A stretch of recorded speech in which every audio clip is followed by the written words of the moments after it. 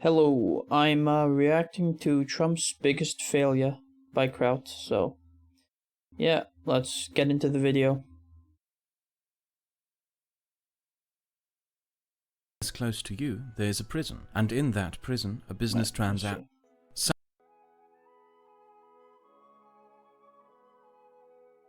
Somewhere more or less close to you, there is a prison, and in that prison, a business transaction took place today, with the currency used being anything from ramen noodles to cigarettes. Prison economies are frowned upon, and justice systems mostly try to destroy them. They are also a testament to something else, the power of one of our most basic instincts, the drive to want stuff. Wanting stuff has been part of the human experience since as far back as we can tell, and when people want other people's stuff, there are two ways of doing so. You can take their stuff or pay for their stuff. And if you pay for their stuff, that means that the money you spend will increase someone else's wealth, which is why states throughout most of history decided to bring up strict trade barriers and criminalize the trade between competing empires. All except for one, because that one was the one everyone was buying from. For almost 2,000 years, China, I'm guessing.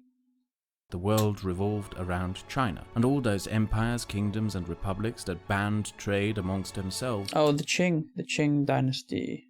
The Qing dynasty flag, at least.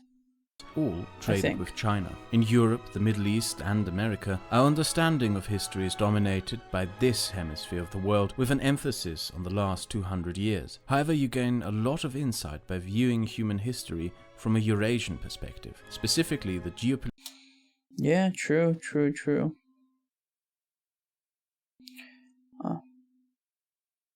Although I think nowadays the more cultural, region would be in between China and the US. Political maneuvering around China. The Chinese market and Chinese products are what dominated European, Middle Eastern, and even African economies for almost 2,000 years. The Chinese had the world's largest labor pool, the world's most efficient state, and the world's most wanted products. Silk, tea, salt, sugar, porcelain, and spices were China's main export, and the only payment they accepted was silver. European, Asian, and African states fought wars over the control of these lucrative trade. And this video does seem to be mostly about China instead of Trump or the US. Maybe it'll get there in the amount of time we have left, which is a lot. But this is fascinating anyway. A video on China. It's fascinating. Trade routes. Greeks, Romans, Persians, Byzantines, Venetians, Indians, Mongols, Arabs, Turks. Many of the wars we know from our history books were fought to gain a more favorable position by conquering trade routes or ports in the world order, the Eurasian world order, within which China was the dominant economic power. And during those squabbles, India was also a dominant economic power at several points as well. Big game changer happened during the 1300s. The Ottomans, who gained control of trade routes between Europe and China, and didn't lose control over them for hundreds of years. Europeans didn't like trading with Muslims, let alone paying tariffs to them, so they tried finding ways around. The English and Dutch tried sailing around Russia, where they only found more Russia. The Spanish sailed west, finding a place they had never heard of before, and the Portuguese sailed around Africa. All of them did this for one reason: find new trade routes to China, and only one of them succeeded. This new trade route meant that the Portuguese had to pay no more tariffs and taxes as they would have through other trade routes, and was so profitable that they tried to keep it secret from others, which of course didn't work, and others yeah, the Dutch immediately tried taking it from them. The Spaniards uncovered silver in the New World, which they used in their transactions with China, eventually even gaining a foothold in the Philippines to be closer to that trade route. But it was the New World where all the silver was mined that ultimately would lead to a change in the world order. Settlers who started to grow crops on what turned out to be some of the most fertile lands in the world started producing. If only China updated its infrastructure and had better technology, they could. Yeah, oh well. Producing surplus that could sustain a large population, thereby increasing the labor pool of the Western Hemisphere, which, through innovation spurred on to expand trade, made products that decreased the reliance on those Far Eastern markets. The English and Dutch noticed that you could just occupy India and Indonesia rather than buy their products through the Chinese, which further decreased China's geopolitical dominance. Suddenly, China seemed far less important, and so did the trade routes to it. Different trade routes to India, the Caribbean, Malacca, the Gold Coast, Brazil, and North America became more important. And by the time Europeans learned to make their own porcelain, China's relevance in global trade and affairs was getting eroded. With industrialization and increase in education, the geopolitical center of the world shifted away from a Eurasian world order to a more Euro-American world order. That shift completed itself in 1839, when the British... Although, I mean, it is now a more American Asian order in today's climate, just because America's the number one for GDP and military. China's like number 2. And then I think Japan is number 3. So, I mean, by that logic, it is more American and Asian. British Navy. Although, I mean, Germany is number 4 though, so that is something. Forced the Chinese to open its market and trade with them on their terms. The predominant global powers from that moment on are to be found in the Western Hemisphere and engaged in squabbles and conflicts over which one of them was the most dominant, with one of them eventually ending up on top. There are many names for the time period starting in the 1800s to today: Pax Britannica, Pax Americana, Modern Age, Space Age, Information Age, Atomic Age, Machine Age, Age of Ideology, Contemporary Age, Plastic Age, and more. Whatever we name it, it's a result of European expansion, innovation, and exploration starting in the 1400s with the initial goal of finding new trade routes to China, and it ended with Europeans not buying but taking their stuff and their geopolitical influence, thereby ending an almost 2,000-year-long geopolitical world order in which China stood at the center. And whatever you may call the centuries of European global dominance, you shouldn't forget one important aspect of it that we often tend to forget and many don't even know. The Chinese also have a name for it.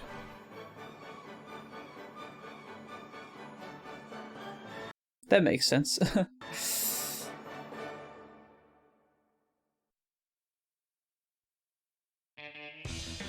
Take a moment and look at everything on your desk, in your pockets or on your skin. Most of what you use to watch this video, what you wear to stay warm, and what you might eat, drink or smoke as you watch this is imported.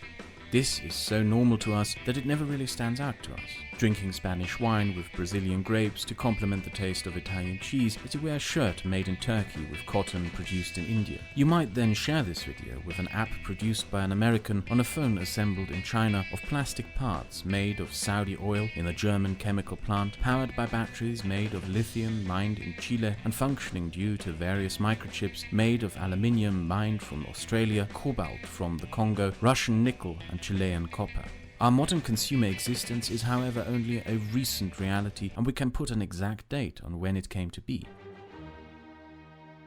April 26th, 1956. If you remember from the previous chapter, for centuries trade was a weapon. Empires who competed for trade routes strictly criminalized trade between empires, attempting to gain monopolies and exploit the market needs of others. Foreign-made products were rare and, if existent at all, only came from colonies. That's until a certain Scotsman observed the group of smugglers illegally entering England with products made in France. He started asking himself why they did that, why they risked their lives and punishment to import foreign goods, and then had a realization, sat down and wrote a series of books, which many today mistakenly believe to be just one book. In book 4, of Systems of Political Economy, he criticized the existent mercantile economic system that banned foreign imports. Trade with foreign powers and in foreign markets increases the wealth of domestic craftsmen and merchants, increases productivity through the import of resources used in the domestic industry. Merchants and businessmen are never content with domestic markets, but will continuously seek to expand both their markets and wealth. The market should, therefore, be set free from the restraints of sovereign geopolitical concern, and the wealth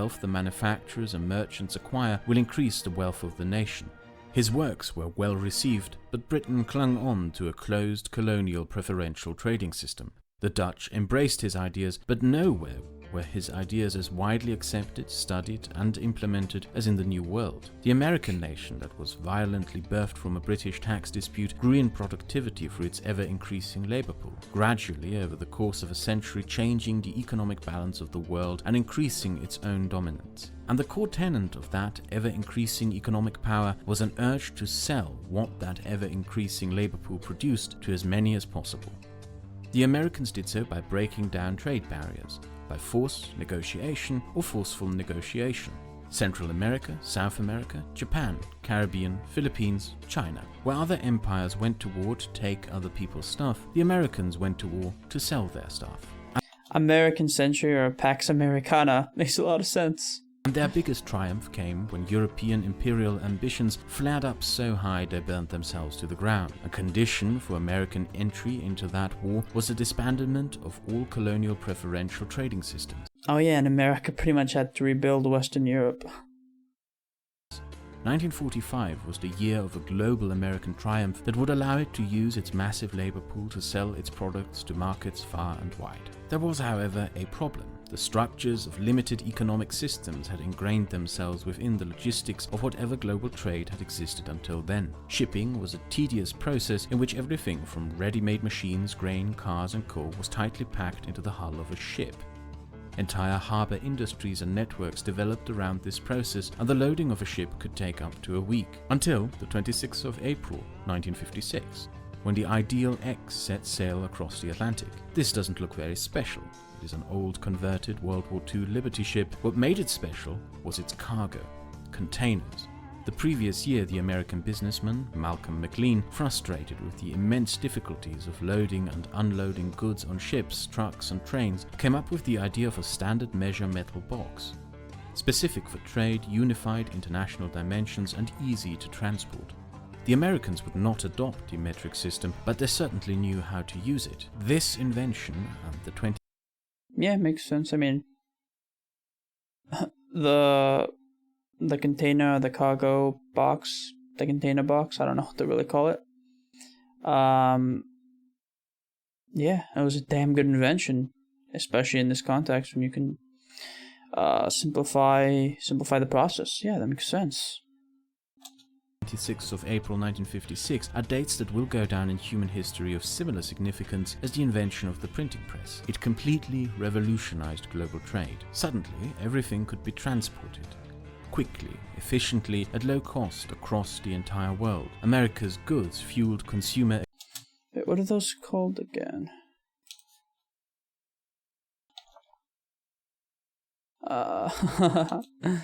Cargo boxes?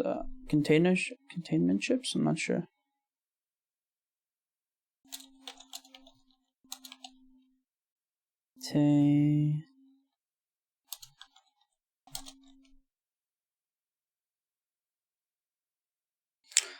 What are those called again? I just saw this, but I'm already forgetting. Box. Specific for trucks and trains, came up with the idea of a standard measure metal box. Specific trucks, frustrated with the immense difficulties of loading and unloading goods on ships, trucks and trains, came up with the idea of a standard measure metal box. Specific for trade, frustrated when the Ideal X set sail across the Atlantic. This doesn't look very special. It is an old converted World War II Liberty ship. What made it special was its cargo, containers. The previous year, the American businessman Malcolm McLean... Malcolm McLean, let's look him up.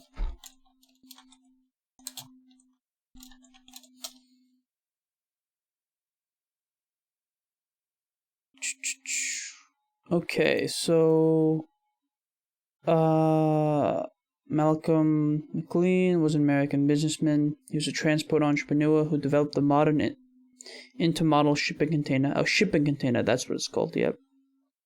Which revolutionized transport and international trade in the second half of the 20th century. Containerization led to a significant reduction of the cost of freight transportation by eliminating the need for repeated handling of individual pieces of cargo, and also improved reliability, reduced cargo theft, and cut inventory costs by shortening transit time. Huh. And he was born in North Carolina, it seems. The idea of transporting trucks and ships was put into practice before World War II. In the early 1950s, McLean decided to attempt use of the containers commercially. Okay. So it might have been around, but he decided to use this commercially.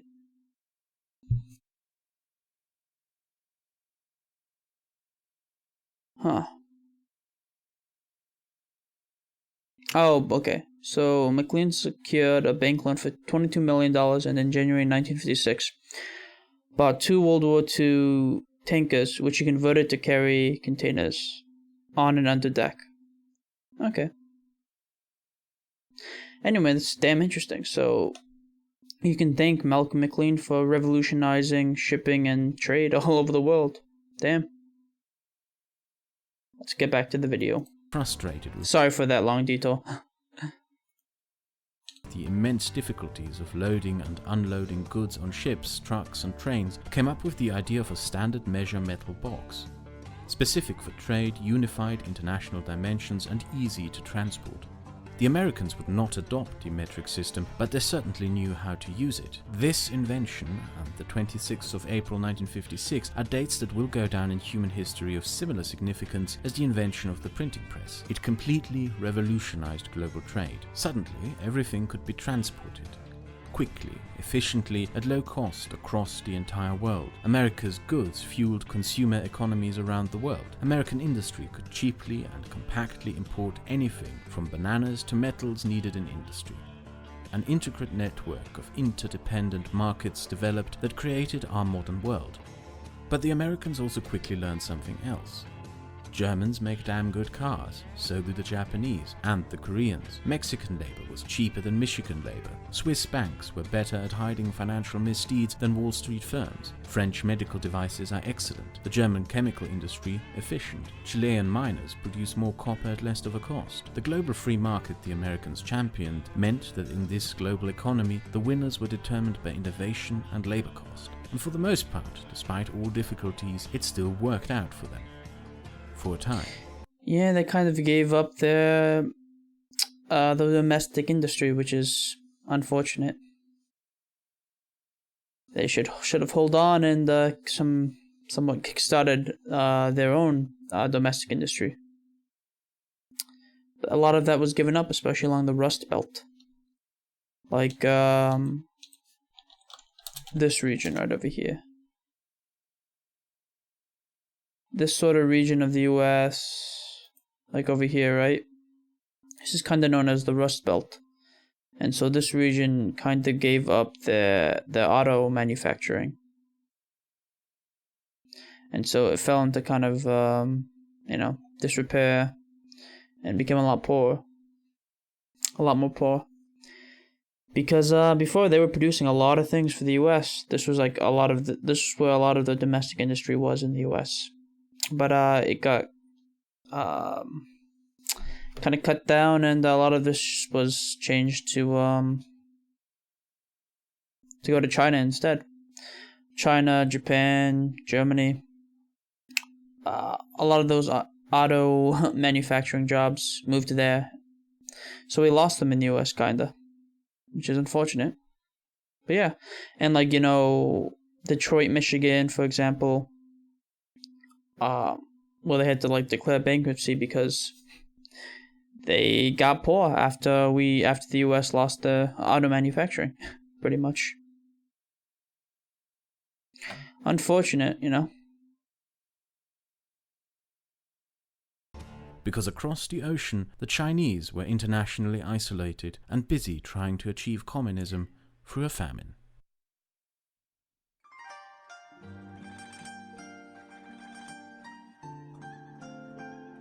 Imagine doing the same thing for 3,000 years. That's pretty much what China did. For 3,000 years it was ruled by an absolute monarch whose rule was legitimized by the mandate of heaven, a way of saying he keeps harmony through godly grace. If you have a problem seeing the significance, compare these 3,000 years to what happened in Europe throughout the same time. China had a great starting position in the game of civilizations, based around a fertile valley with a large labor pool, resources everyone wanted, a technology that produced products that everyone wanted, and natural borders that made it unattractive to invasion. So for 3,000 years the worst that happened was a few invasions by Mongols and Uyghurs who stayed and became Chinese, thereby not really changing anything, or the country splitting up into warring states who couldn't agree. And there's still the same civilization from all that time.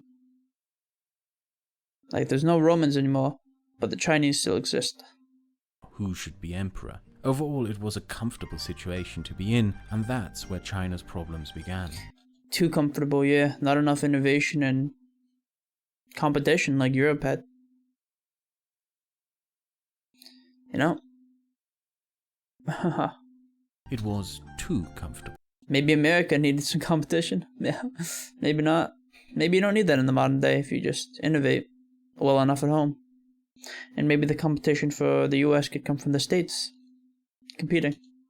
They had everything they wanted and needed right at their doorstep, ascribed to a state policy He and who laughs philosophy last, of he who preserving the laughs status quo He who laughed last thinks slowest. and shunning outside influences, innovations, and reforms. Outsiders were seen as mere barbarians who should be grateful that the emperor dignified their existence by taking their silver. While Arabs, Turks, and then the Europeans innovated and explored to find new ways and means to get to what the Chinese had, the Chinese sat back and did nothing, because they had all they wanted. The result was a political culture of complacency, arrogance, and shunning of all things new, modern, and foreign. The first British trading missions to China offered the Chinese their newest and most modern technological advances in deep water navigation.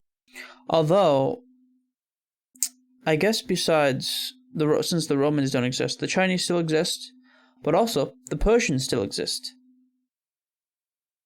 Like with, the Persian dynasty, I guess the Iranian people still exist. So that's pretty cool, actually. There is, 2 surviving civilizations I can think of off the bat. The Chinese and the Persians. Yeah, it's pretty damn interesting. Naval technology, military technology, and education.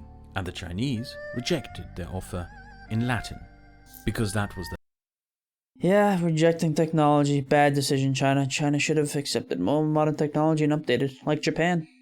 language of those Europeans they had the trade deals with.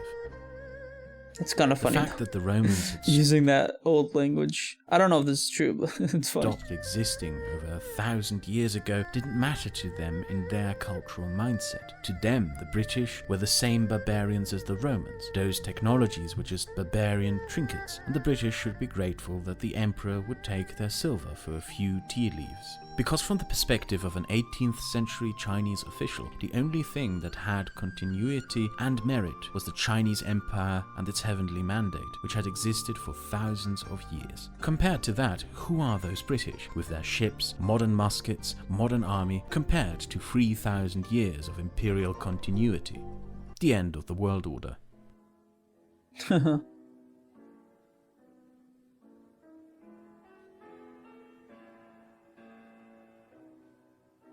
There are colonial legacies in many countries. In few places does that legacy reverberate as heavily as it does here. China entered a century of foreign domination and dictates, and unlike its neighbors, its emperors were unwilling to adapt and assimilate into a modern world, resulting in a growing number of dissenters who concluded that the old world was indeed what had to be overthrown. So ended the world's longest continuous social order and monarchy. And that was such a damn cool flag.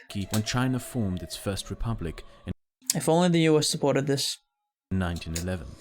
But strangely, things continued as they did before, just under new flags. China split up into warring states as it had so many times before, with strong men weeding each other out until only the strongest were left, with completely new mandates of heaven. Only this time it came with the intervention of a foreign force that, under the guise of liberation, brutally slaughtered its way through the country in acts of cruelty and barbarity the world had seldom seen before or since.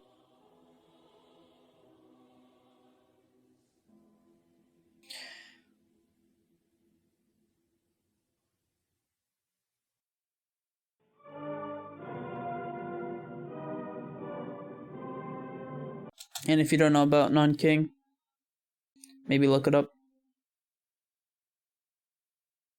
Yep. It was barbaric.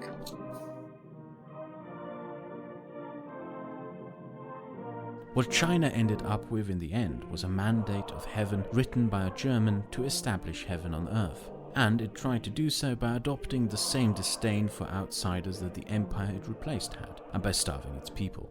It had also lost all of the geopolitical influence it once had, resulting in great isolation, and its leader decided with the same wisdom that caused the famine to further that isolation even more. From 1950 onward, Communist China went to war and fought border skirmishes with every single one of its neighbors, culminating and it seems to be continuing to this day. In 1979, when a battered America, after fighting out of fear of Vietnam becoming a Chinese puppet, left Vietnam, only to then see the Chinese invade Vietnam because it refused to be their puppet, which ended about as well as it did for the Good job, Vietnam. Americans.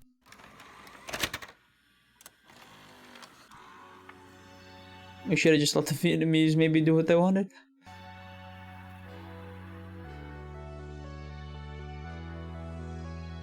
By the 1980s, when the global economy was roaring and international trade boomed like it never had before, China was one of the most isolated nations in the world.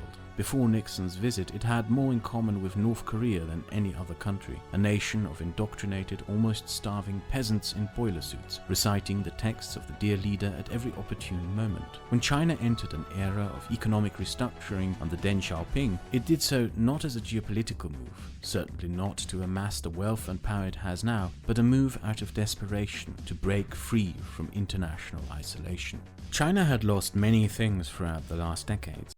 Oh yeah, and they kind of lost the communism. China is not really communist, they're more of an authoritarian dictatorship, you could say. A capitalist authoritarian dictatorship. Yeah. Its dignity, brains, global influence, regional hegemony, they're not really communist. puppet states, an entire generation, several national treasures, and the strategically important island. All it had. Yeah, they kind of got rid of a lot of the, priceless artifacts and culture. The Cultural Revolution.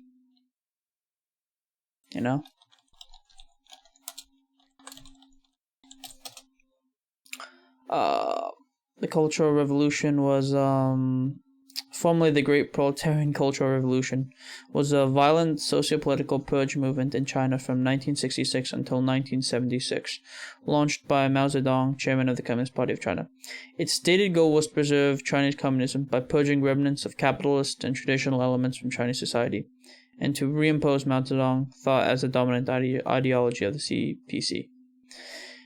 Yep, purging remnants of capitalist and traditional elements from Chinese society. That sucks. Not a good thing. Got rid of a lot of the manners, you might say.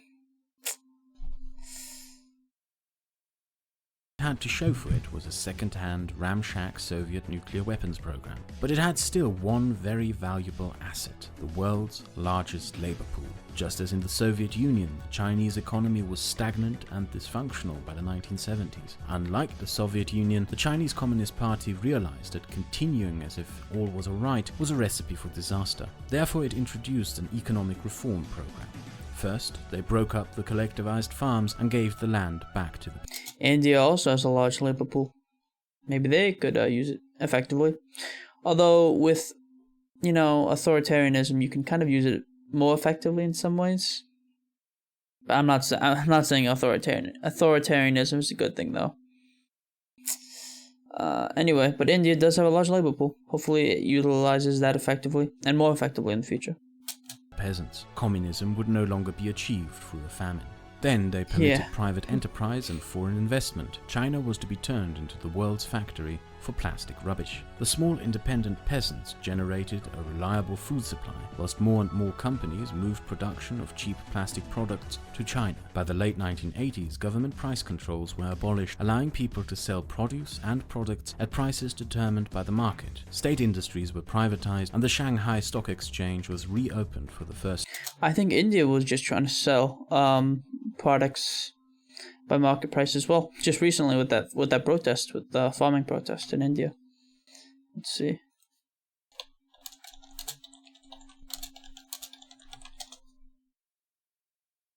Uh, 2020 to 2021 for Indian Farmers Protest. Indian Farmers Protest is an ongoing protest against 3 farm acts which were passed by the Parliament of India in September 2020. Farmer unions and their representatives have demanded that the laws be repealed and have stated that they will not accept a compromise. Former leaders have welcomed the Supreme Court of India stay order on the implementation of the farm laws, but rejected the committee appointment by the Supreme Court.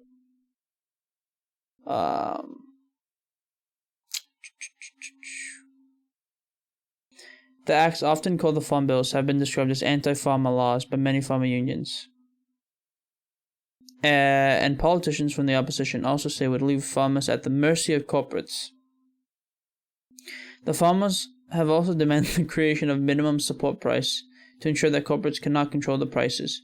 The government, however, maintains that the laws will make it effortless for farmers to sell their products directly to big buyers, instead that the protests are based on misinformation. Yeah, it does seem like India is trying to use more free market capitalism in this situation, but the farmers don't like that, huh?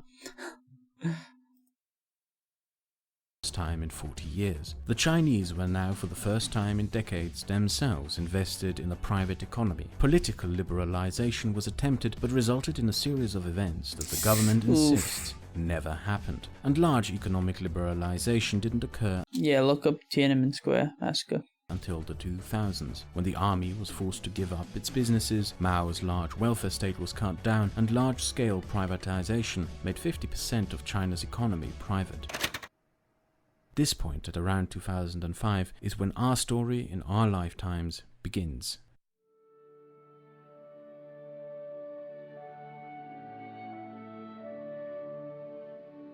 And of course China is so authoritarian, but maybe if they didn't do so many awful things, maybe then it would be better.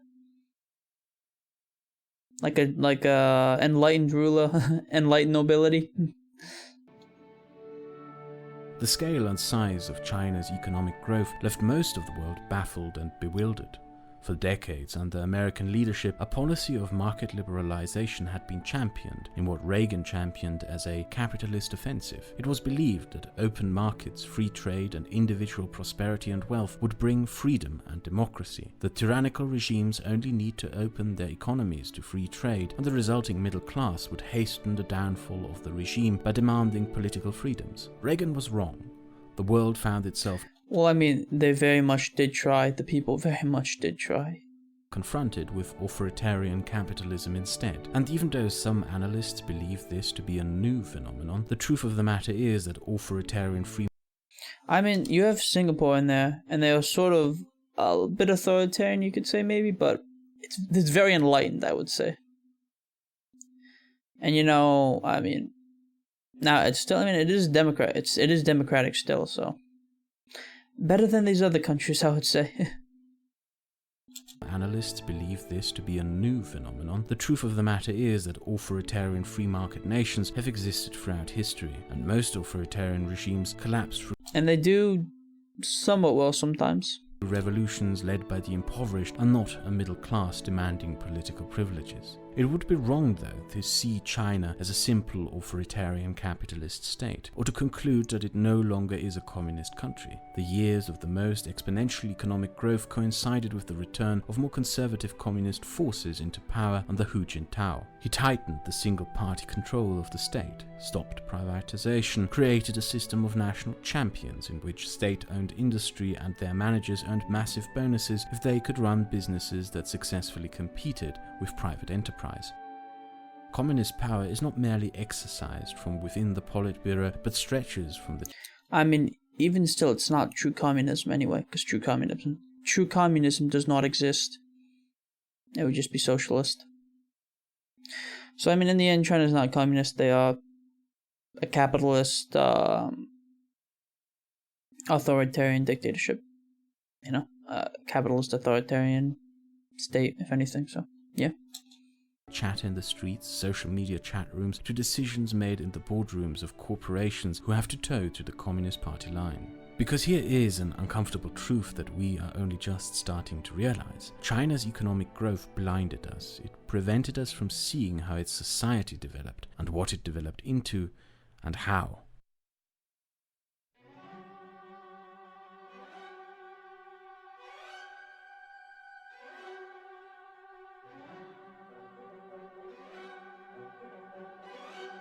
Xi Jinping's story is a story tied deeply to the great story. the story of the country itself. It's a story in stark contrast to the one of the current president of the United States. Xi is a Red Prince, the son of one of the founding revolutionaries of the Chinese Communist state, Xi Zhongxun, a hero of the civil wars against Chinese nationalist forces, and built a solid defensive war economy during the Japanese invasion. After the war, he was a member of the Central Committee, moving with his family into a wing of the Imperial Palace of Beijing. This is where Xi Jinping spent his early childhood. As famines ravaged the mainland, Xi enjoyed a privileged life and education amongst the party elite, living in what was once the Emperor's Palace, until 1966.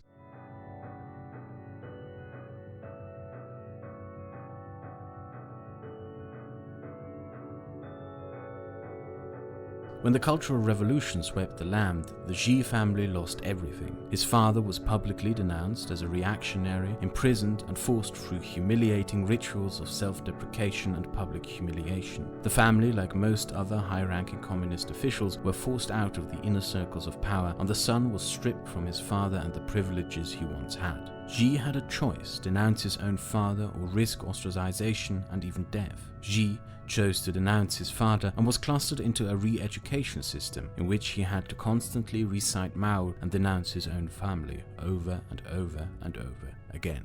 At age 15, the former Red Prince was sent to agricultural re-education, a program in which the Chinese urban youth were collected onto trucks, shipped out to the barren wastes of the outmost Chinese countryside to perform dangerous, hard farming labor. Xi would spend the teenage years of his life digging ditches, breaking stones, and ploughing fields. He would not be freed from this until Mao Zedong finally died. After which he went to study chemistry, graduating with a degree in organic chemistry. I think there's like a theory that many world leaders are chemists. As the former Communist Party elites and Red Princes regained the power they had held before Mao's death, Xi, through his father's influence, received the job as the secretary of the Minister of Defense. But it was then when Xi did something unexpected that separates him from other Red Princes, but also from... Also, I'm pretty sure it'd be more like C, yeah. Just his pronunciation, he just kept on saying it over and over again. Yeah, but, yeah. Because, I mean, that's how you pronounce the XI in Mandarin. C. I mean, yeah.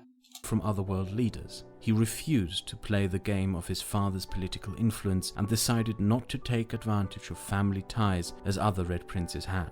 When Xi filed for membership of the Communist Party, he purposefully removed his father from his membership application. Xi removed himself from all influence his father had and started out as a minor official in an insignificant backdrop district in the countryside of northern China. He worked himself up to the position of governor and slowly gathered a reputation as a reliable and efficient party official, gaining the position of governor of the important province of Shanghai and joining the Politburo in 2007, of which he would, a few years later, become the leader.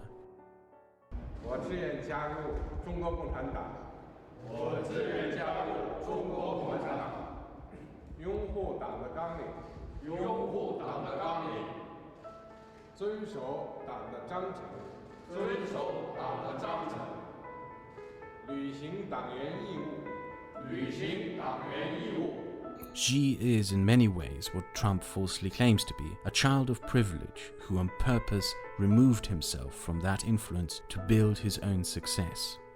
Why though?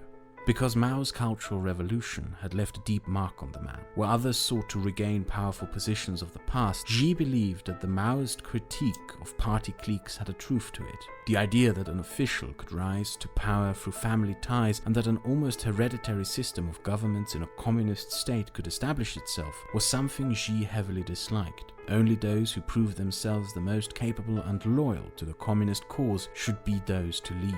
In recent years, in many a place in urban China, statues of Marx and communist icons came down to be replaced with statues of Confucius, Lao Tzu, and That's good, in my opinion. Sun Tzu. Observers in the West interpreted this as a cultural shift away from revolutionary Marxist social doctrine, gradually shifting back to traditional values as a market liberalization took place. That those disenfranchised by Mao came back to have their revenge, but they couldn't have been further from the truth. Neither Confucius, Lao Tzu, or Sun Tzu were in any way free market pioneers, let alone Yeah, not necessarily, but I just think it's good to embrace your cultural history, your legacy, and not, get rid of it, take some of it back from what the Cultural Revolution destroyed.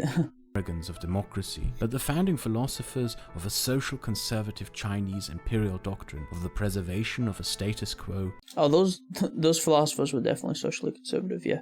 Through social harmony, a harmony through obedience, authority, and knowing where your place in society is. Values and standards that the Chinese could not only identify with through a more historic identity, formed through a new nationalism that encourages its people to take pride in the nation's pre-communist past, but values that serve the desire of the Chinese state, a state whose priority is that in all policies harmony must always be preserved at home. Xi Jinping's bid for the Chinese presidency may have started by him conjuring up a self-image as a liberal reformer, but doubt of the sincerity behind that was soon confirmed after a Politburo document leaked to the public, a memo written by Xi outlining his policy doctrine to all members of the Politburo, known as Document Number 9. Its leaker, a dissident journalist, was sentenced to a lengthy prison sentence for leaking state secrets. The document is a list of what Xi considers to be the 7 biggest enemies of the Chinese state: constitutional democracy, universal values, individual rights,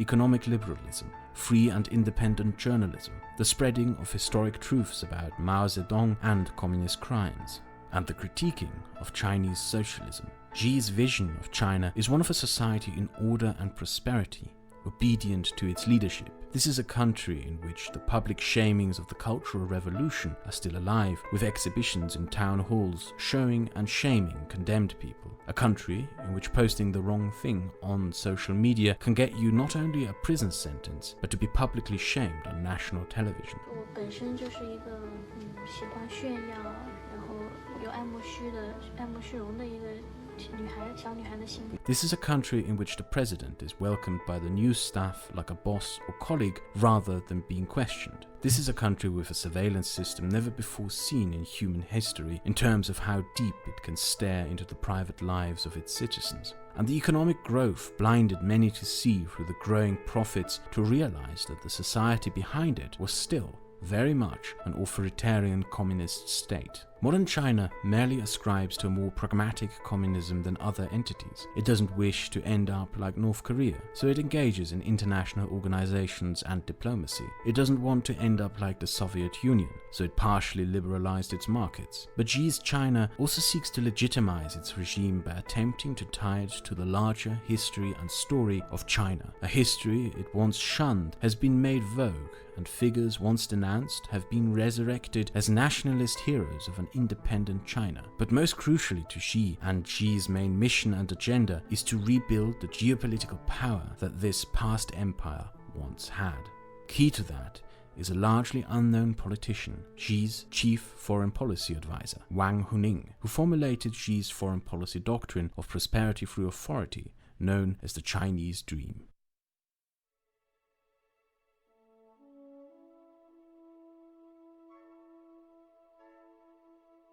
Sinicization. It's a word you have probably never heard before. It has a... No, I've heard of it. It just means making something Chinese, so sort of something becoming Chinese. Yeah. And let's see the Wikipedia definition he brought up. Is a process whereby non-Chinese societies come under the influence of Chinese culture, particularly Han Chinese culture, language, social norms, and ethnic identity. Yep. Makes sense. So yeah, come under the influence of Chinese culture, particularly Han Chinese culture. More Wikipedia article that doesn't do the term justice. And even though I am not someone who likes to make predictions, I will wager that this is a term you will be hearing a lot more from politicians, demagogues, and media outlets in the next 20 years. It's similar to Islamization in that it is a word describing a real process, definitely a historic event, but is also a word easily abused by demagogues. So what is Sinicization? What we call the Chinese are the Han Chinese. In fact, many of the stereotypes associated with China are not even Chinese. These tight silk dresses, as well as this hairstyle, are not Han Chinese, but Manchu, who are an ethnic minority of northern China that came to rule the empire throughout its last 200 years. The Han Chinese originated from the fertile valleys of the Yellow River Basin. So the question is, how did they end up ruling all of this? The answer is Sinicization. When the Han conquered the people who bordered them, they didn't just levy taxes from them and establish a tributary as so many ancient empires did. They engaged in an aggressive cultural assimilation. Han language, Han food, Han bureaucracy, Han culture, Han festivities, Han taxes, Han administration, Han laws, Han marriages, Han everything, until the once conquered peoples turned into Han. Once done, you look at those who bordered the newly assimilated Han and repeat the process.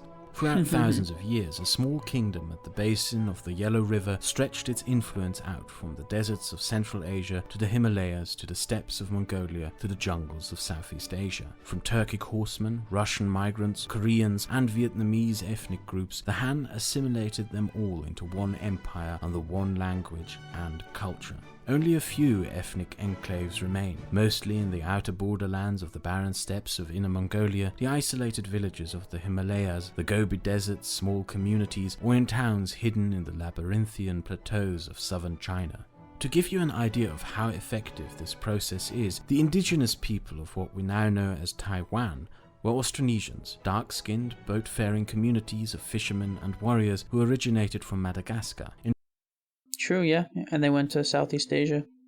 In language and culture, they had more in common with the New Zealand Maori or Hawaiians, who they were related to. And when the Chinese arrived in the 1600s, slowly, over the course of 400 years of Sinicization, they were turned into what are Chinese, with segments of Austronesian culture intertwined in a largely Chinese people. Throughout the last centuries, China has changed, more so than many other nations, yet some things seem to not have changed at all. The assimilation of peoples is now more forceful, but it is also worth pointing out that Muslims being force-fed pork or Tibetans having a communist clergy appointed by the state in many ways reflects the Sinicization of past Chinese states. That's because every communist entity inherits the geopolitical struggles and ambitions of the entities it replaces. The Soviet Union sought out warm ports and Eastern European dominion, just as the Russian Empire had. East Germany sought out unification and global recognition, just as previous German entities had. Vietnam sought out independence and Poland sought out sovereignty. Communist China not only inherited a revived populist nationalism and the desire to assimilate foreigners from its forebears, but the same geopolitical ambitions to restore Chinese dominion and power. Before the century of humiliation, Chinese Empire and tributary states at the historically most powerful extent. China was the unquestioned regional power with a vast tributary system under which many foreign kings bowed to them. Korea bent its knee to the emperor's will. Persian, Arab, and even African kings lined up to pay tribute. The islands of Malaysia and Indonesia had kings and sultans bending to the emperor's will. By far the biggest nuisance were the Mongols, who at one point were pacified, and the Vietnamese, who refused to be Chinese puppets and basically rose up in rebellion once every 100 years. In an endless cycle of Chinese invasion, Vietnamese kicking them out, followed by Chinese invasion and vice versa, that lasted for almost 1,500 years, establishing almost a pattern of Vietnam spending its history kicking out foreign invaders. This Chinese dominion over Asia, however, came with many resentments. The Japanese, who despite what Japanese nationalists will tell you were once a Chinese tributary, were the first to tell the Chinese to sod off. The Dutch snatched Indonesia. When the Vietnamese kicked out the Chinese again in 1800 for the gazillionth time, the French took advantage and invaded Vietnam. Piece after piece, Chinese spheres of influence were snatched by other powers. And this came not only with a colonial legacy in these countries, but with the backlash against ethnic Chinese in these regions. As China's power waned, Chinese minorities in Asia got the brunt, from Vietnam to Malaysia, culminating in 1966 when, under the trumped-up justification of purging communists, an Islamist Indonesian government massacred its Chinese minority in a largely forgotten genocide. The founding of Singapore in many ways was due to a city with a Chinese majority being unwilling to bow to a Muslim majority Malayan state. In Malaysia itself, ethnic Chinese lived for decades as second-hand citizens in that state. Vietnam, despite being communist as well as North Korea, shunned closer relations with their once imperial overlord in favor to closer ties with the Soviet Union. To this day, despite the fact that many of these East Asian nations spent almost a century at each other's throats, or at the throats of others, many are united in distrust and suspicion over their big neighbor who once had held dominion over them all. That distrust runs so deep that Vietnam, when opening to the outside world again, first opened to the United States before it did to China. When rebuilding the sphere of influence China once had, it faces an enormous set of challenges. It operates in a sphere dominated by the Americans. The states it used to command and control are not only independent but deeply distrustful of her. But China is determined, especially under Xi, to rebuild what it once had. And the best way of doing so is by observing how others had gained it.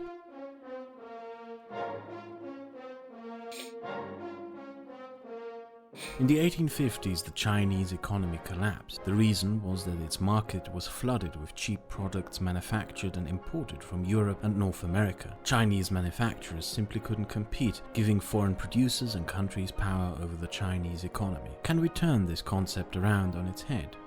Check. Britain gained Hong Kong in 1843 by leasing it from China for 99 years. Britain did so as part of war reparations that China had to pay. How can we turn that around without all the costs of war?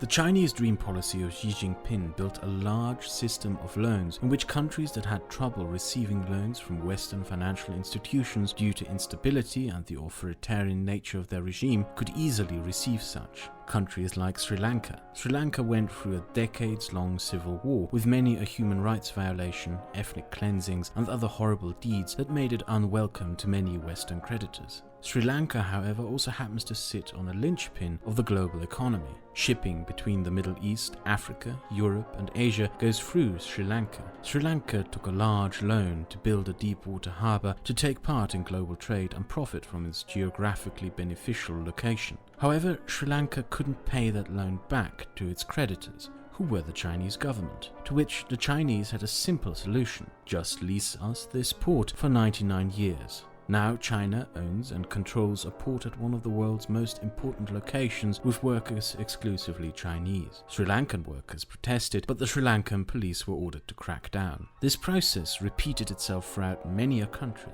Pakistan couldn't pay back the massive loan it had taken from China. No problem, just lease us this scrap of beach, Gwadar, which has a natural harbour that a few hundred years ago used to be one of the main sea routes between Arabia, Africa and Central Asia. And sure enough, the Chinese built a deep-water harbour and populated it with Chinese workers. This process repeated itself in Tanzania, Djibouti, Kenya, Mozambique, the Maldives, Bangladesh and Burma. In Malaysia, the Chinese government gave the Malaysian government a massive investment to build a completely new city filled with financial and business centres, massive apartment complexes and large educational facilities, right next to Singapore to compete with and take away some of its business and influence on the Malacca Straits, making 3 vast artificial islands and filling them with skyscrapers and properties. Far too late did the Malaysian government find out that the vast majority of apartments and property were sold to the mainland Chinese, and that this deep-water port and financial centre would essentially be a Chinese outpost in the Malacca Straits. In the 1600s, the Dutch and Portuguese built a vast trade empire by not conquering and colonizing vast lands, but by establishing small trade ports and forts called factoria, with which they could establish and guard exclusive trading routes around the world. Today's analysts may call what the Chinese are doing the string of pearls strategy, but looking at all the Chinese are doing, it doesn't seem very new. In fact, it's almost like they spent the last century studying the histories of past empires to think of ways to copy them.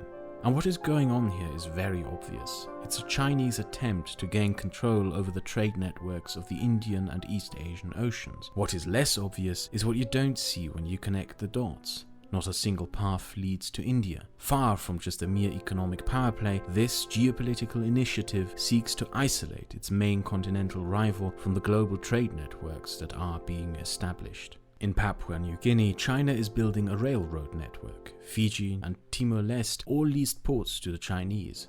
And some of them don't even make any sense. Why would you need a deep water harbor on an island in the middle of nowhere at the outer rim of the Pacific? It has no economic value. Only strategic value if you were to, say, guard the Asian Pacific against anything that might be coming from the American Pacific coastline with, say, some battle cruisers or some aircraft carriers that China had been secretly building. However, many insisted that there was nothing to worry about. The Chinese government always insisted that it would never have foreign military bases. It always criticized the Americans for having such, and that it would never do what it called the American way of geopolitics. Its harbors from Pakistan to Djibouti would never host Chinese troops and warships. Xi even publicly stated this at a press conference with Obama at the White House. Just a few years later, barely into a year after Trump's election, the Chinese Navy and Chinese Marines were stationed in Djibouti. This is largely unknown to the public, which was largely distracted at the time with news stories about the pedantic squabbling around Trump's election. Djibouti is a key location in the world. It lies at the Horn of Africa. The French, Americans, British, Italians, Spanish, and even the Germans have troops stationed there. It's from where all anti-piracy operations in the region are commanded. It allows for quick access to most of the Middle East, and suddenly, out of the blue, Chinese soldiers were there. With the world distracted by Trump's first year in office, things suddenly moved quickly. A Chinese military base popped up in Cambodia, and Chinese troops set up base in the Afghan highlands. But most curious and surprising of all, Chinese troops were stationed in Tajikistan. For centuries since the Russians drove out the Mongols, they seized control of Central Asia to ensure no Asians would ever surprise them again. But in recent years, so distracted with trying to interfere and gain power in the West, Russia didn't even notice China slowly nibbling away at its backyard. China became an expert at finding and taking advantage of opportunities, finding moments when the world was distracted and turning what seemed at first to be disasters into an opportunity. One of Trump's first actions in office was to pull out of the Trans-Pacific Partnership, a free trade agreement between various Pacific nations. But rather than just being a failure and defeat for China as Trump and his supporters expected it to be, the Chinese turned it into an opportunity that played exactly into their hands, leading the negotiations for a new free trade agreement without the Americans, within which they would be the dominant power. The 15th of January 2017, a day that will go down in the history books, is when China had one of its greatest triumphs. At the World Economic Forum, an event hosted by the elites of global capitalism, the president of the Chinese Communist state was the opening speaker, lecturing the world on how to do proper and more free trade, and how his nation would take a leading position in such. America's president wasn't even present. China has played an increasing role in opening markets and has through that increased its global power and influence. But what is China's free trade Chinese dream outside from the ports it builds and trade routes it aims to control?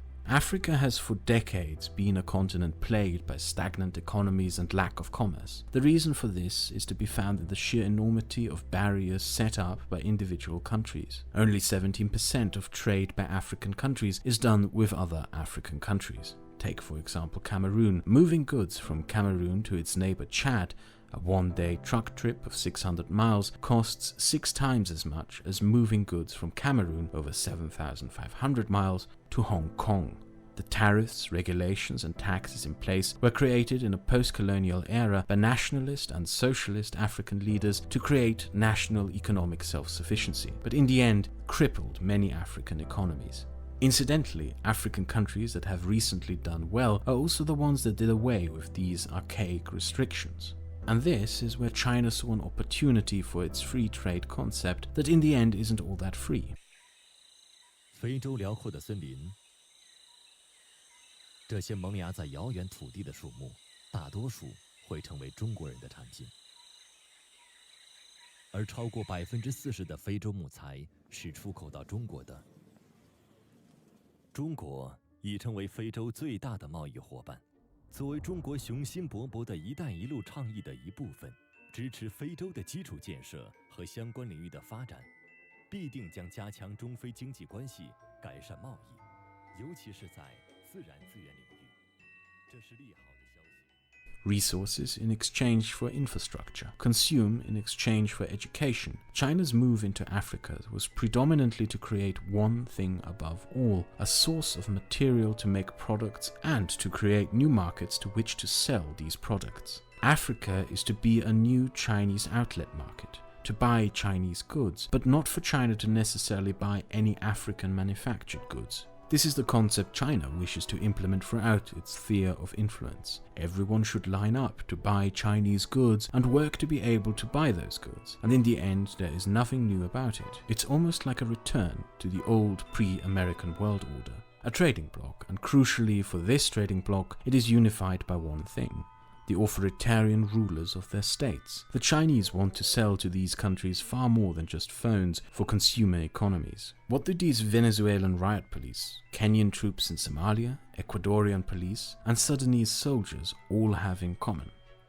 They all use Chinese equipment, Chinese armed vehicles specifically built for riot control, Chinese personnel carriers, Chinese mass surveillance systems, and Chinese rifles. During the Cold War, the democratic world found itself confronted with an undemocratic bloc of nations that restricted itself from full participation in global trade, as well as from cooperation with authoritarian regimes of differing ideologies. China takes a more pragmatic approach, an international bloc bound in trade, united by the leadership's desire to remain in power, no matter what its ideologies may be. China declared its African trade bloc to be united through a common experience as victims of Western imperialism, yet also copies what those old empires once implemented in preferential trading blocs and outlet markets.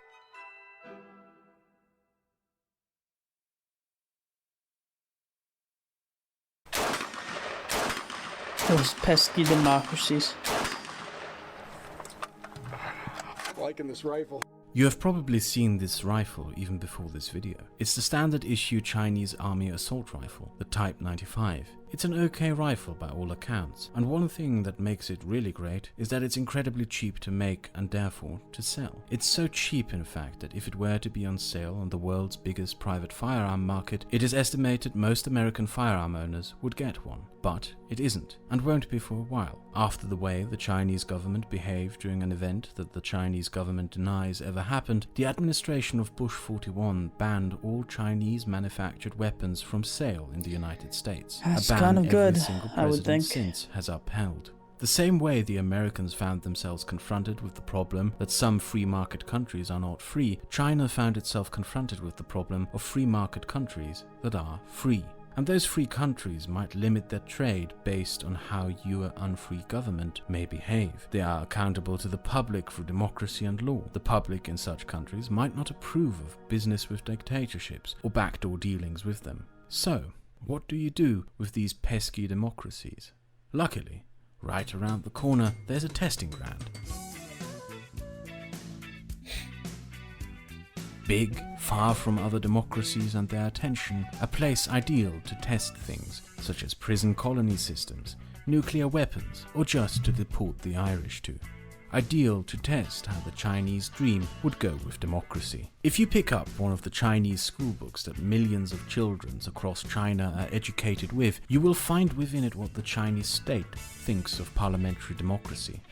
It's a mess of infighting, interest groups that compete for power, thereby undermining the people. A system that sows discord and undermines social harmony. A system easily undermined through interest groups, corruption and populism, by using a way too overrated ideal of free speech as well as money to undermine the well-being of the country. Competing interests sideline what should actually matter, the state itself. New Zealand would disagree. You could, as many do, sit back and see this as nothing but the Chinese communist state giving justification to its people for their own existence. But there is more to it than that.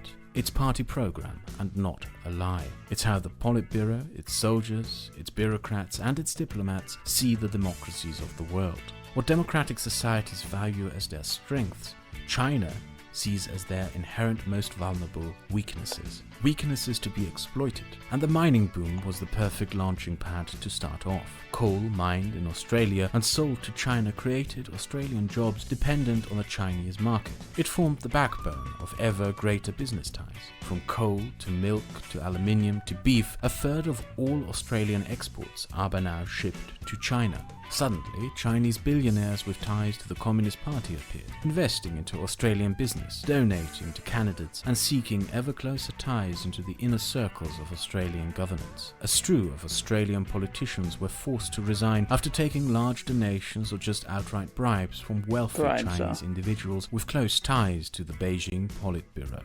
China presented itself to Labour as fellow social democrats concerned with the welfare and well-being of the working people, while presenting itself to the Conservatives as savvy investors and job creators, ensuring that no matter who may be in the Prime Minister's office, Beijing would get its slice of the cake. Anti-racism social justice organizations with suspiciously close ties to Beijing set out to find, shame and condemn those who dared speak of an ever-encroaching Chinese influence. Meanwhile, China started buying into valuable Australian assets sold off by conservative governments, such as ever-increasing Chinese ownership of Australia's drinking water rights, a crucial resource in a country like Australia. Australian ministers forced into resignation over corruption probes hold speeches on and promote the ever-increasing economic interdependence between Australia and China, which by and large goes unnoticed by the rest of the world. China's portfolio in Australia is by now $6.3 billion in size, in assets such as gas, coal, real estate, water, and railroads. It is by now undeniable that Chinese influence over Australian politics has contributed to decisions the consequences of which Australia will have to struggle with in the future. But for China, this was just a test run.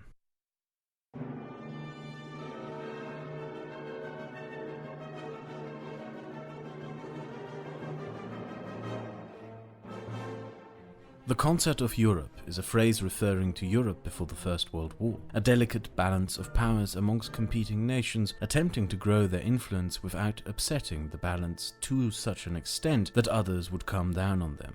Adding another world war and the European powers conclude that sharing is caring. However, the European Union is in many ways still to this day a delicate balance of powers within which positions of power are still sought after and exercised for more economic and institutional means. Outsiders usually don't get involved in this, because when they do, it usually ends up with everyone hating them. For the past decades, European countries are more than willing to annoy each other, but tend to rally together when outsiders try to mess with them.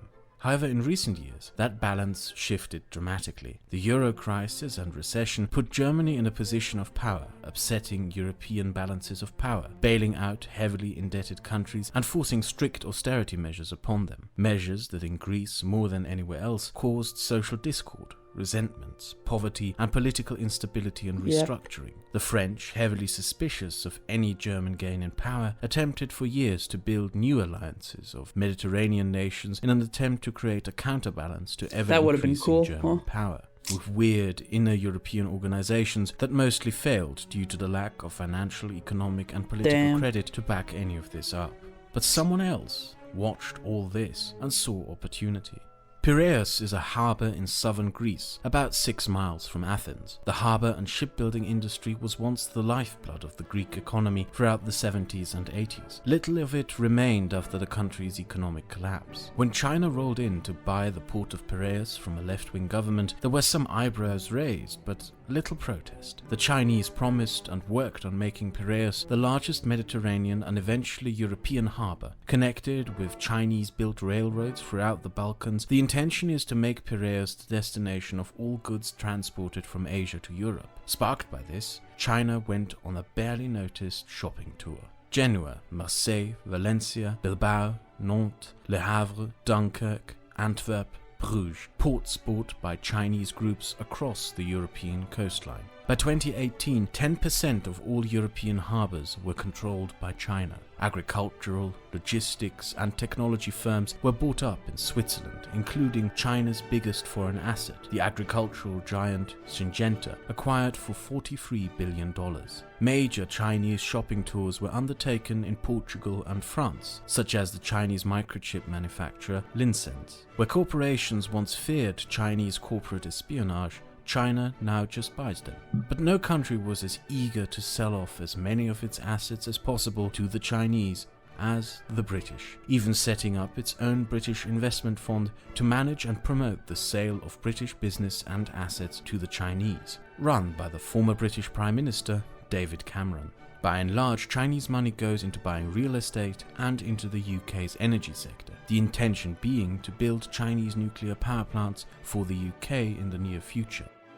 British governments seem little concerned. In post-Brexit Britain, China can easily present itself as a savvy investor and business partner who are the solution to Britain's future outside of a European market. And the opposition doesn't care much either. The SNP is just as willing to sell whatever it can sell in Scotland to China, and the Labour Party is quite cosy and comfy with Xi. To the Greeks and Portuguese, China presented itself as a fellow socialist concerned with the ever-increasing Mediterranean poverty, presenting itself as a saviour from the ruthless capitalism of Northern Europe. In Eastern Europe, China appeals to right-wing authoritarian populists with a common authoritarian, less democratic zeal. European suspicions didn't start to rise until the Chinese started buying into German car industries and Dutch harbours, both of which are industry sectors vital to national economies. So it was the Dutch and the Germans who were the first to sound the alarm and suspicion over ever-increasing Chinese economic and fiscal influence in Europe. And it may be easy to look and not see much to be worried about, but the impact this has had on Europe is nothing short of extraordinary. Every year, the European Union publishes a report on the state of human rights in China, a summary of the state of rights and liberties in the country. Nothing binding, but still supposed to be a guideline for European leaders on who to do what kind of business with, if any at all, as well as the document the United Nations rely on for their overall report. China never exactly received the most glamorous of ratings on these, but not that it had to worry though, because the reports stopped being made in 2018. Vetoed by the Greek government, one of the largest recipients of Chinese investments. Hungary cancelled all commitment to improvement of the human rights situation abroad as part of the European Union, its prime minister even openly praising China as a reliable system of governance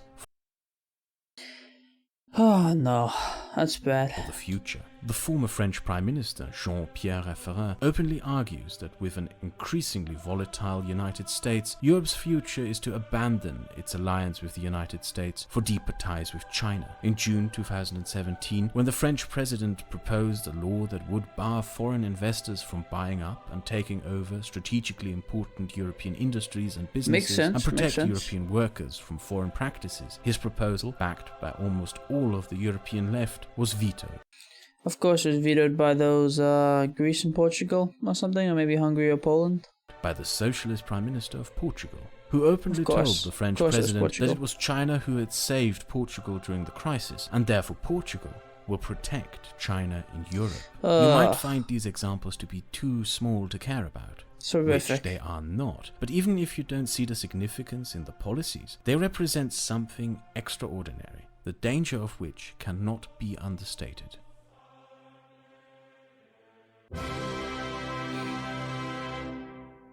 At the height of its power, the Soviet Union was a truly terrifying entity, an ideological empire determined to spread its policies and doctrines as far and wide as possible. Ruthless and brutal with any and all dissidents, owning the largest nuclear arsenal in the world, fielding one of the world's most sophisticated and effective spy networks, and more than able and willing to use its enormous military might to bully, pressure and fight others into submission.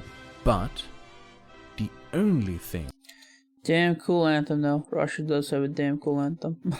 But the Soviet Union could do to attempt to influence the policies of European democracies was to threaten and hope it didn't backfire. For all its military might and power, the only measure the Soviets had to influence European democracies was the application of hard power, which more often than not fails completely.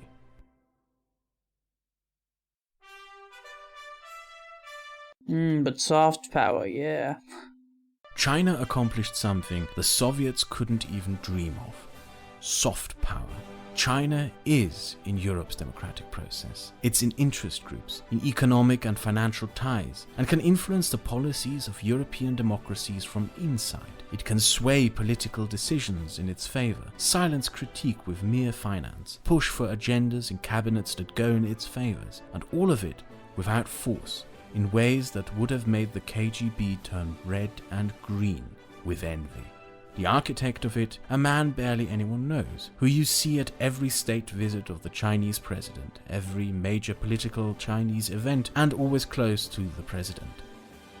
Xi's chief foreign policy advisor, Wang Huning.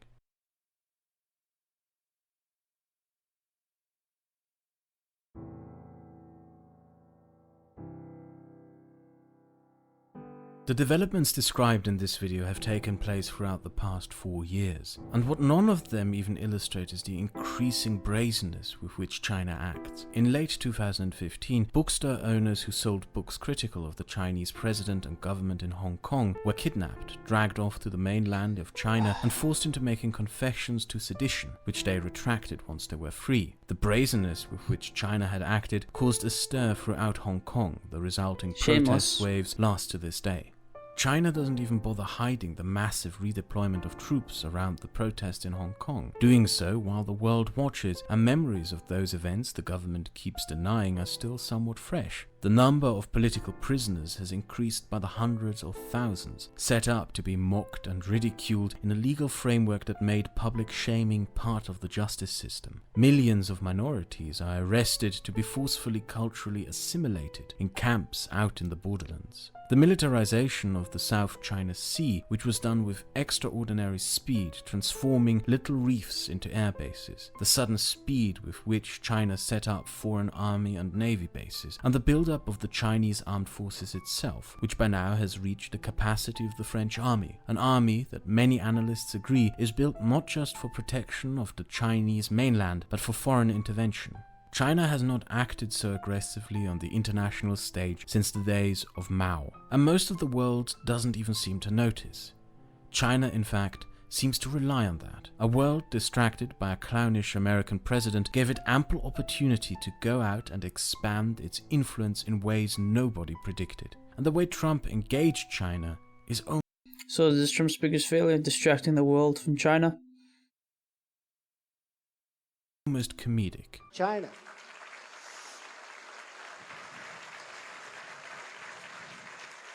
You go over to China, China, China, China, China, China, China, China, China, China, China. You take China. China. China. A soundbite president, he surely likes to do the talk, providing ample soundbites for Fox News and various online commentators about China this, China that. But what has actually been done under his leadership? Pulling out of the TPP gave China an opportunity to expand its influence over the Pacific by inserting itself to leading negotiations for new trade treaties without the Americans. So, a Trump policy that clearly backfired.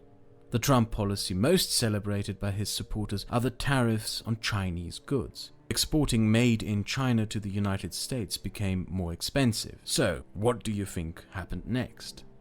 Well, they just sold more to others at less of a cost. Yes, after all, they spent the recent years opening... And when was this video published? 2019, damn. ...more markets. Sometimes you have to wonder what the Trump administration and its supporters thought would happen. Did they seriously believe that China would come begging for them to lift a tax? It gets even better though. The Chinese are selling the products that Trump put tariffs on to you, the American consumer, without tariffs. How? When the tariffs came up, one of the first things the Chinese did was build and open factories in Vietnam and Malaysia. Take a Huawei phone. What China does is assemble the phone to 90% completion in a Chinese factory, then take the unfinished phones, ship them to the factories in Malaysia or Vietnam, add the final microchip. Although I do think Huawei is not really... I think it's banned in the US now? I'm not sure though, let's see.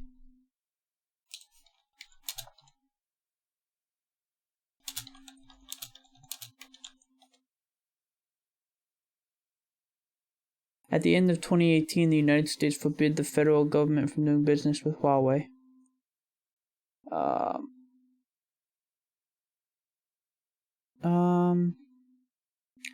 Donald Trump extends Huawei ban through May 2021. Okay, so we do have a Huawei ban in the US. That's good, I guess. Get the Made in Vietnam or Made in Malaysia stamp and ship it off to the United States without paying the tariffs on Chinese goods. This is one of the oldest tricks in the books, American car manufacturers like to build cars to 90% completion in cheap Mexican factories, ship the slightly unfinished car to the United States, add whatever is missing, and suddenly the car is made in the USA. The Dutch did this with pepper to avoid Danish tariffs in the 1700s, and we even have archaeological evidence of Carthaginian merchants doing this 2,400 years ago with wine. This has been part and parcel of commerce long before a certain Scotsman observed it and wrote a book about it. It's an outcome that should have been we need better laws for this. so obvious that I have no idea why the Trump administration thought this wouldn't happen and passed tariffs that essentially are, Well, they are dumb. worthless measures. So, this policy clearly backfired. But this policy gets even worse. Malaysia and Vietnam are two countries that have always stood in opposition, or at the very least suspicion, of Chinese influence in the region. It's why both these countries saw deeper ties with the United States over recent decades. Trump turned China into job creators in those countries, furthering an economic interdependence that strengthens China's regional power. This more than just backfired, and is a perfect example of something. Watching Trump on the international stage with China is like watching a Tom and Jerry cartoon. He is consistently outwitted, outmaneuvered, and taken for a fool at every single opportunity by the Chinese. The fundamental problem with Trump and his obnoxious, stupid foreign policy is that he believes he is a businessman and drives his foreign policy on that belief. The issue with China, though, is that it is not an economic challenge, but the geopolitical challenge, which leads Trump to such great political moves as imposing tariffs on China's biggest regional rival, India, thereby inadvertently strengthening China. Any reasonable diplomat Why the hell would Trump impose sanctions and such on India? That's so dumb. or leader with a bare minimum of strategic understanding would have sought out to strengthen ties with India in confronting the Yeah, that would make sense, huh? growing Chinese geopolitical dominance. There were many attempts to use trade as a way to outfox China's ever-growing influence. Trade agreements like the TPP or Obama's failed attempt with a trade agreement with the EU. What is essential to either is the existence of a coherent group of countries allied in a common purpose of furthering each other's economic growth and keeping out others. But the random nature with which Trump imposes tariffs from goods such as Italian luxury foods to Indian aluminium makes the idea of any coherent bound interest group or alliance in trade evaporate into thin air. Instead, Hopefully Biden is smarter about this. Trump seems to be more interested in deliberately berating American allies and partners who increasingly look to China for a more calm, collected, predictable and mature partner in commerce. You also don't open new markets or make new friends by calling them shitholes. Another factor is simply Trump's clownish presidency itself. The fact that this man's Twitter feed can fill up the evening news as China expands its military presence in the South Pacific, Africa, Central Asia, builds more ports and redraws the entire global trading system to be more and more under its thumb speaks volumes of what this president's priorities are, namely certainly not his country's role in the world. China has taken full advantage of his presidency, more so than anyone else, to aggressively push further than any previous Chinese government and set its global ambitions into stone, while everyone else was distracted with a funny-looking blonde man, because apparently his presidency is all about triggering the lips, and no actual coherent policy. He lacks any vision for the future of his country in the world. In fact, his isolationism, the American first nationalism that he proposes, is a policy of which he doesn't even Yeah, a lot of mistakes happened under him, unfortunately. seem to understand how much it plays into the hands of the Chinese Politburo. China would love nothing more than to return to the old world order, where it was the center of everything and everyone revolved their global ambitions around getting as beneficial a position as possible in relation to China. The Chinese government would love nothing more than a United States that seals itself off from the world so it can take its place.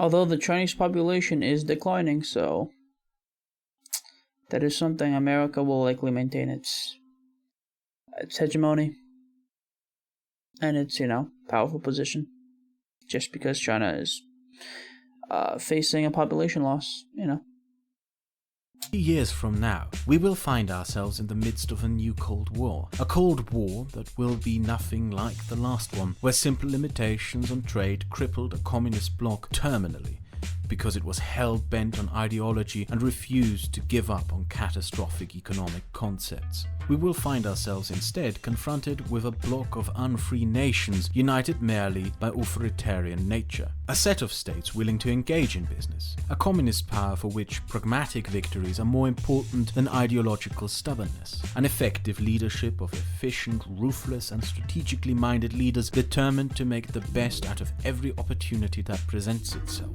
And the historians looking back to us will determine that it was this presidency which gave the Chinese enough power to kick it off. Trump is China's president of the United States. Dealing with what will be the most important challenge of our time will require more strategic and sound minds than Trump, but also a rethinking of the fundamentals of Western democratic foreign policy. The old Cold War assumption that capitalism will bring liberty and democracy died on Tiananmen Square and the ruins of the deregulated free market that Bush created in Iraq. Authoritarian states can have free markets. Tyrants can prosper under capitalism. Market forces can be used to further and spread tyranny. Liberty is not inherently tied to commerce, and a new foreign policy that promotes liberty and democracy above all is needed, as is a reassertion of what the values of a free society truly are. What makes one free isn't necessarily what makes one wealthy. This video was largely inspired by two books. The Perfect Dictatorship, China in the 21st Century by Steinringen, a Norwegian sociologist and professor of sociology at Oxford. A book that will give you a more than sufficient overview of the modern Chinese communist state. And The China Dream by Liu Mingfu. Liu Mingfu is a Chinese army colonel and member of the Chinese Communist Party. The book is a Chinese declaration on why democracy failed and why, in his view, there will be a post-American Chinese era soon. It gives you a great insight into the thought process of the Chinese Communist Party and how its members see the world. Now, if you wish to have more videos coming up, remember to donate to PayPal or become a patron. If you're a patron, you will also get to vote on which video I should make next. If you wish to give feedback and discuss the video, you can join my Discord community. Alright, that was damn fascinating. Very much enjoyed the video, and thank you for watching. Please put your thoughts down in the comments below, and we can talk about it there, of course. And like the video and subscribe to the channel if you enjoyed my reaction. And the original video by Kraut will be in the description box below. Thanks for watching. It was a damn fascinating video on China's rise and what America kind of did to help that. So, yeah, bye-bye.